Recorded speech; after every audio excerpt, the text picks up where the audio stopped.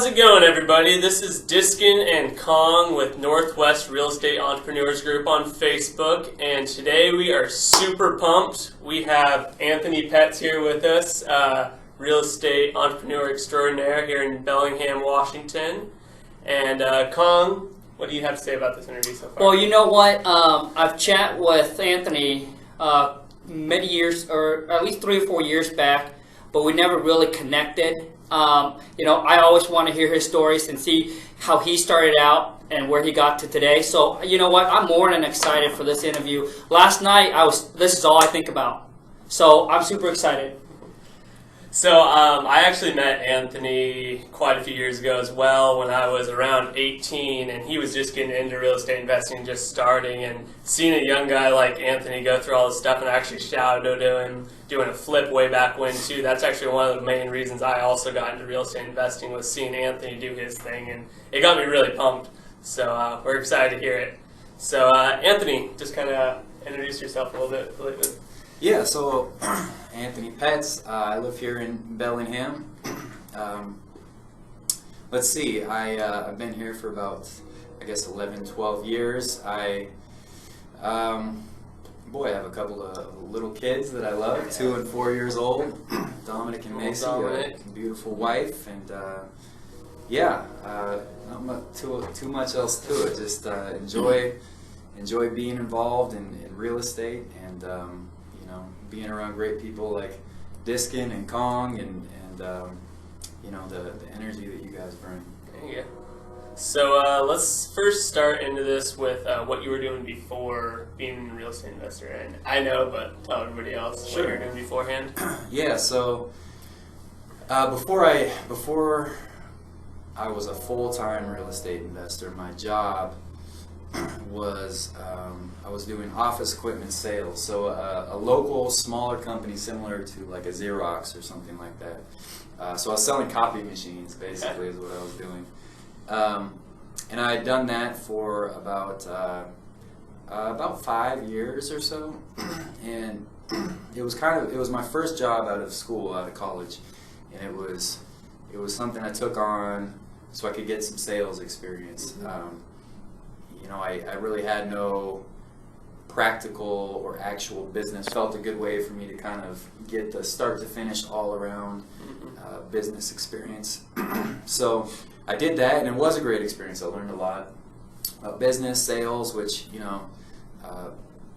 guys know that business in general, whether it be real estate or I think just about anything, I think it all starts and ends with sales, more or less. Everything else just kind of works itself in around it. Yeah. So I learned a lot from that, and while I was doing that, I began exploring real estate and starting to kind of set my foundation, getting educated. Bought my first 2, 3, 4 buildings during that time, slowly building it up.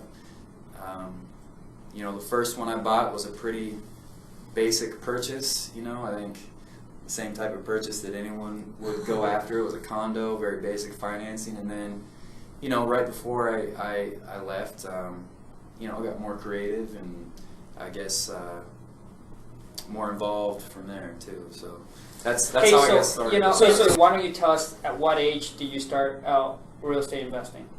Well, the first that condo, the first one we ever bought, which we lived in. So I don't know if that quite counts, but I was, it's probably 24 years old. The first full-on rental that we never lived in. After that, we bought a duplex, but again, we lived in it. So the first full-on rental would have been about 4 years later, I believe. So 2010. Wow. So I would have been 27, 28. Okay. How old are you now for people that? 35. 35. Okay. Yeah. Started when he's 24. That's amazing. So what got you into real estate? I think it was kind of a long-term but slow progression. Excuse me. I guess I just always had, probably like you guys and a lot of people listening or watching this, I just always had this natural gravitation, I think, towards entrepreneurship. I think I track it all the way back. I can actually remember the day I learned what entrepreneurship was. And my uncle was telling my mom this story about these kids who had access to all this manure, right? This cow manure. And they took it and they started selling it as fertilizer, and they became like, made all this money. And he explained to me that that's what an entrepreneur is, someone who finds a need and finds a way to fill that need creatively, more or less. And, it wasn't like at that point it hit me. I was probably 10 years old, and I said, that's what I want to do, but there was a lot of zeal to it. It was really intriguing to me, and I thought, oh, that's cool. And I never forgot that word, as weird as it was at that age. The sound of it always seemed weird to me, I guess. I remember, entrepreneur. But, I just remember, flashes of entrepreneurship always being something that interested me. I can't say I pursued it like some people do at a young age. A little bit. We had a dog walking business, my brother and I, back in the day. But, nothing too crazy. But then from there, it just kind of snowballed. I started reading more as I got older and really started thinking about what I wanted to do with myself and my life and what I was really interested in. I just began gravitating more and more and started realizing that was actually something that I wanted to focus on and be involved with, that I had a passion for. So, there was, I guess, that initial entrepreneurial mindset. And then real estate I liked for two reasons. The first one being, I always loved the idea of the passive income, right? It's an asset that you could build, and then it would, if you did it right, take care of itself and continue to take care of you, as you slept, right? Yeah. So I like that. There are a lot of ways to do that, though, obviously, and I think the reason I went towards real estate as opposed to any other avenue was that it just seemed so fundamentally sound to me. The old adage, they're not making more land, and it's just such a fundamental need that everyone has. It just seemed like, how could you go wrong with it? And then everyone I talked to when I was younger and really trying to understand which way I wanted to initially go, everyone I talked to that had any experience with creating wealth, I just kept hearing the same message over and over again, that real estate is such a great way for doing it. I remember talking to a prominent financial advisor here in town, and he works with some pretty big money clients, and I remember him saying that he has more clients who have created their own wealth by far, that created that wealth through real estate, than any other avenue, business, stock markets, whatever it may be. And so I think it was just a process of finding out what met the needs that I was trying to fill, and then making sure I had an interest in it, but also, was it something I could believe in? And I think all those things lined up for me, and after a lot of investigating and soul searching and trying to figure out which direction I wanted to go, I just felt really emboldened to go and attack real estate specifically. So. And you kind of set up that framework before you quit your job, correct? So you were still working at your job and doing real estate part-time. Yeah, right. More and more as the years went on. But yeah, once I decided it was something to do, I instantly began reading, attending all of the any local real estate club meetings that I could get to, any seminars that might come up. I started, applying what I was learning in those seminars. So, meeting people at the local club, the great thing about it is you meet people who are actually doing what it is you want to do. So it becomes less of something you're just reading in a book, right, where it's like an idea and something you actually see happening. And that was great for me. Everyone's always so great. I'd make friends with them, and they let me come by, look at their projects. asking questions. Well, why this property? Why did you do this to the property? Why are you going to do this once it's all ready and done? And learning a lot that way. The other thing that I started doing to learn while I was in my job was looking for ways to get assignment fees or wholesale fees, right? To do some wholesale deals. And Someone doesn't know what a wholesale deal is. Can you give a quick explanation? yeah, so assignments specifically would be where you get a property under contract. So you have a signed around purchase and sale agreement signed by all parties, all terms agreed upon, saying that you'll buy this house, for whatever terms at whatever date, and then you go out and you actually find a buyer that would replace you as the buyer. So you assign that contract to them, so then they then step in your place and have the right to exercise upon the terms negotiated in that purchase and sale agreement. And for somebody to do this, the only thing they have to do is write their name and or assigns in the subject, correct? Yeah, correct. Yeah, that would be the best way to do it. Mm-hmm. Perfect. Mm-hmm. So yeah, I started pursuing that, and taking the advice of people I'd met on how to go about doing that, and that was, I guess, my first push into really pursuing that while I was working. Yeah. While you're selling printers, copiers. Selling printers and copiers. Oh wow! So Anthony, how long did it took you from the day that you started to when you first got your first deal or wholesale or rehab? Yeah, I don't know. I mean, it's hard to say because I'm not sure exactly what day it was or when it was. Sure. It was such a progression, but. Did it took you a couple months? No, it took me a while. I mean, I was very green and I had a lot to learn. But I remember the first deal I did. Boy, it probably, from the time I really started writing offers, it probably took me, I'd say, about 6 months. 6 months. Now that I think about it, and that's wow. I'd been reading and studying and whatnot prior to that, but. A really good friend, in fact, one of my best friends now, he started kind of mentoring me along a little bit. And he advised me to go out and get together with some realtors, and this is when the market was just going nuts, So right? this is back in 2008, 9, 7? Yeah, I think like 2007, Okay. so maybe 8. He said, hey, just go find an agent that's willing to write offers for you, and just get out there and start writing offers. And I was very naive. I wouldn't necessarily do this today, although, I don't see anything wrong with it. But you're going to ruffle a lot of feathers doing what I was doing. And that was, I would sit down with this realtor every week. I found one that was new, just looking to write up offers and establish some relationships and get some stuff going.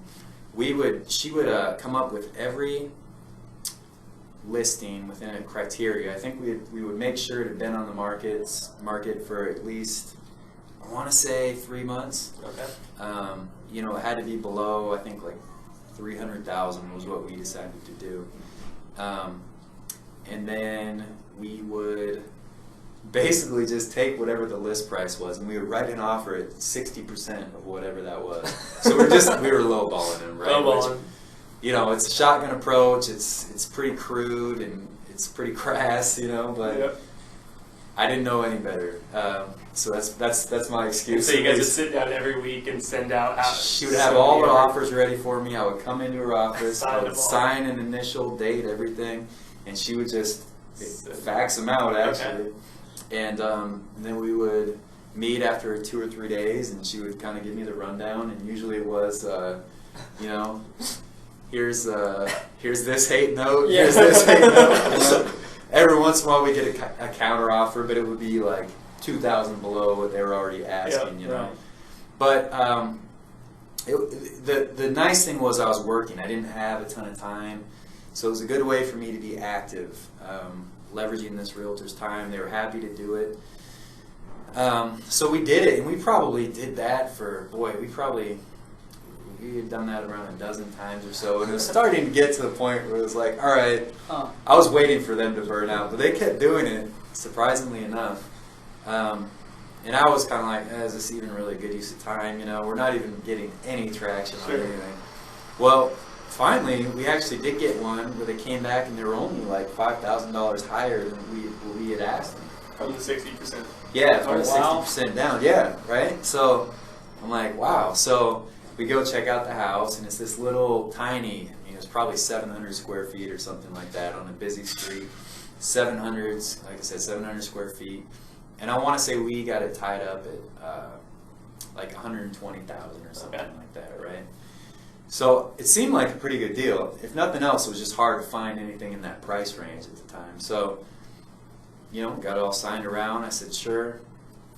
And instantly I went to my friend and I said, okay, I've got it. Yeah. Now what do I do? He's like, well, you start, you know, approaching people that might be buyers. And he said, I have a list. I'll start approaching that list. And, you know, you do the same in the meantime.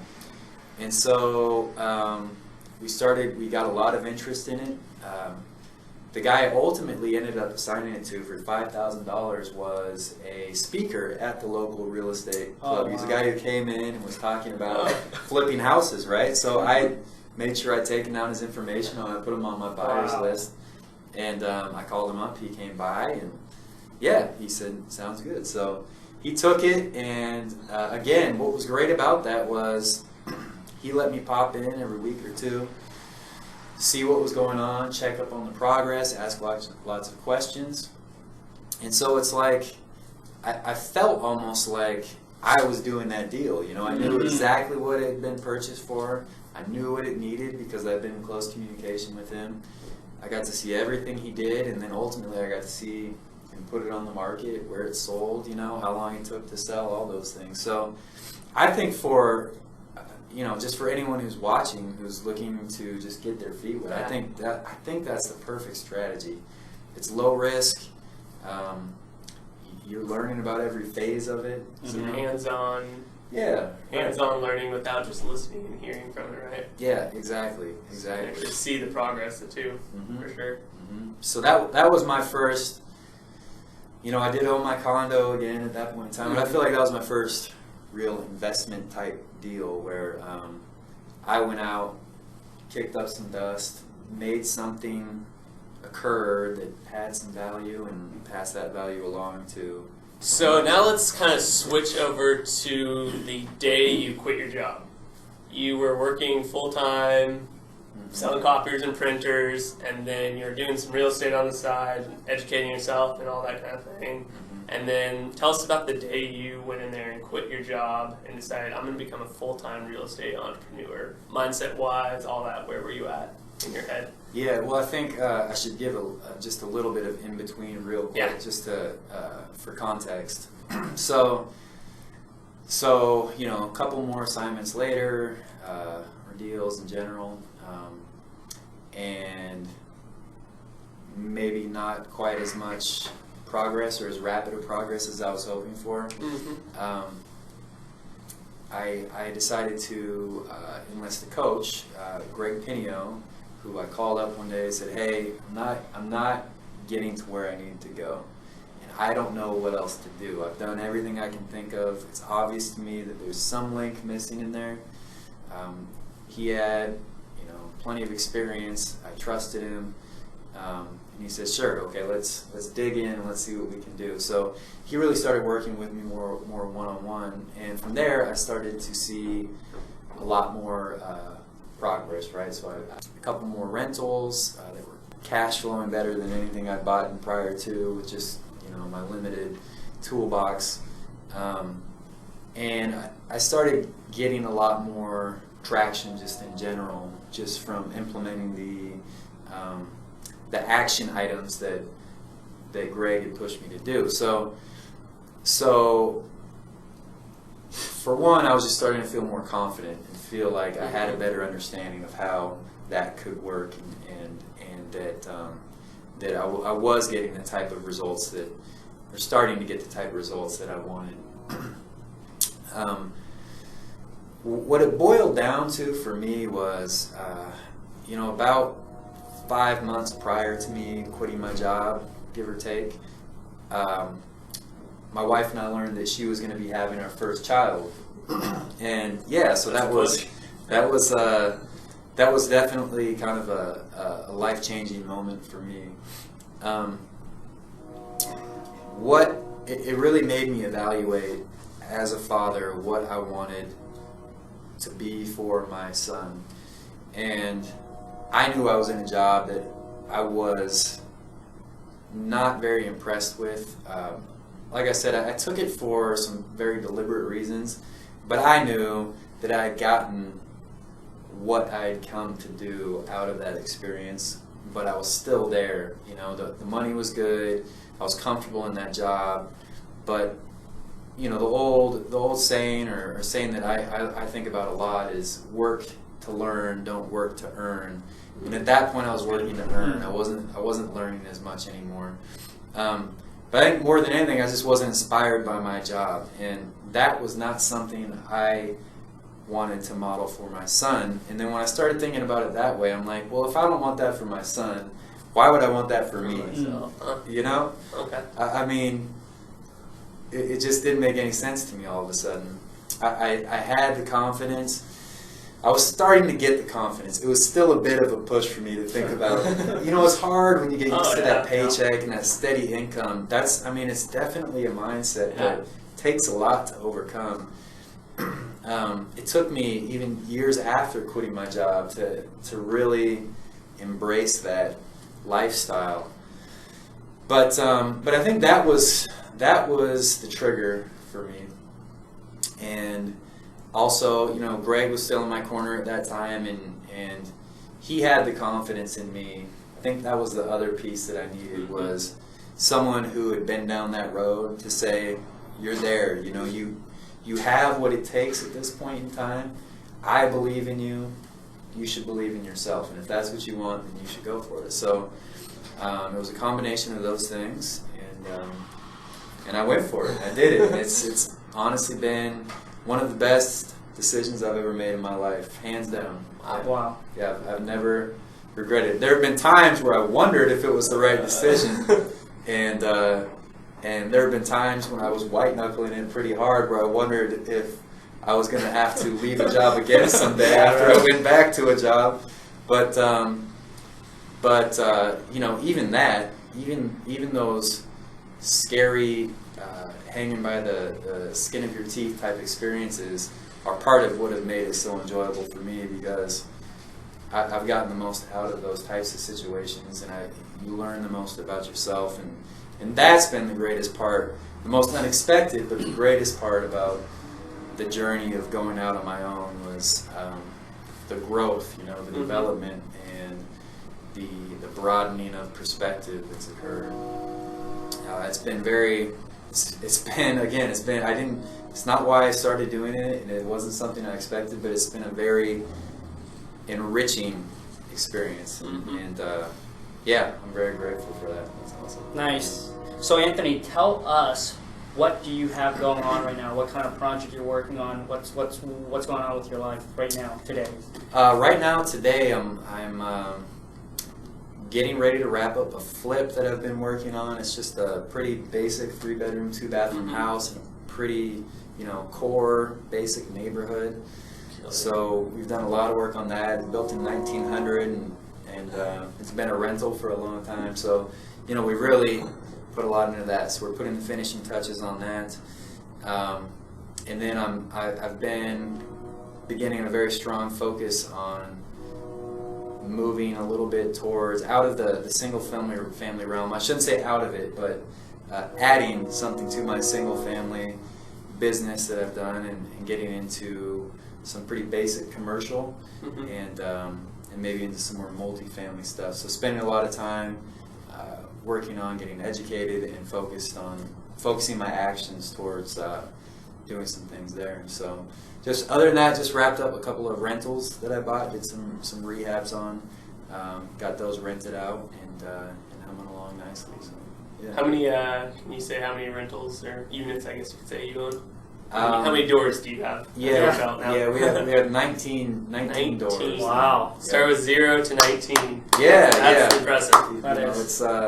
It's been a progression, and hopefully we'll add more to that. But yeah, it's been nice being able to take it to that point, because even when you're saying this is my goal, sometimes it's hard to really wrap your mind around that actually being a reality. And so it's kind of surreal sometimes. You know, I know 19 isn't, you know, I haven't taken over the world by any means, but to come from, like you said, 0 and completely unexperienced, selling copiers and printers, yeah, to so, owning 19 right. doors. It's fun. It is a lot of fun, and it's because I enjoy it. It's nice to look back and see progression. You know, all the hard work actually turn into something tangible and real. So yeah, so thanks. Yeah. So if, let's say, a young investor was coming in, what were some tips that you would have for them if they're just starting off and they're green back like where you were? That's good. Where you used to be. Yeah. Well, a few things come to mind. I think one, you know, like with anything, you're going to have to get educated. You're going to have to start seeking opportunities for education and experience. Finding people is a big part of that, whether it be people that you just go and talk to, and you know, like the experiences I've relayed, or finding a coach or mentor. You know, however you have to do it, I think finding a mentor is really valuable. There's a lot of minutia, you know, especially for someone like me. I easily get bogged down in minutia, and it gets you in the trees, you know, not looking at the whole forest. And so having someone who can quickly just answer questions, so you can move on and free your headspace to, you know, doing other things is huge. And then, you know, I gotta say, you just gotta be ready to get out there and hustle and really make some sacrifices. It's not easy. It's not something that's gonna happen just by, you know, reading a book every month and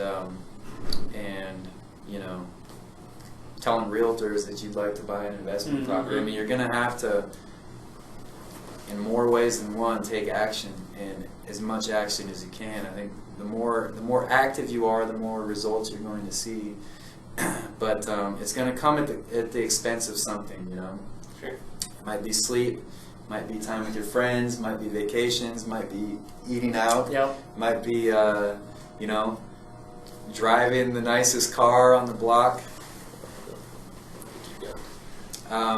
You know, I don't know. It might be a lot of things. It might be going through challenging times with your spouse, right? Where you have to determine, how are we going to pay the bills this month, right? I'm just trying to wrap up this project, and I'm sorry, honey, but this last $200 that we have has to go to getting that on the market, you know.